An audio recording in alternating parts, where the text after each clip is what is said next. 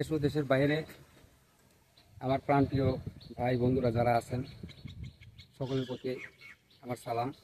আসসালামু আলাইকুম। আজকে শহীদ প্রেসিডেন্ট জিয়াউর রহমানের ৪৪তম শাহাদত বার্ষিকী। যে নেতার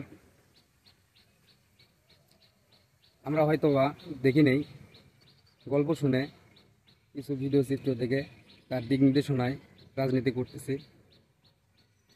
আপনারা দলের এমন কোনো কাজ করেন না যে দলের খারাপের দিকটাই বেশি হয়। কিছু নেতৃবৃন্দ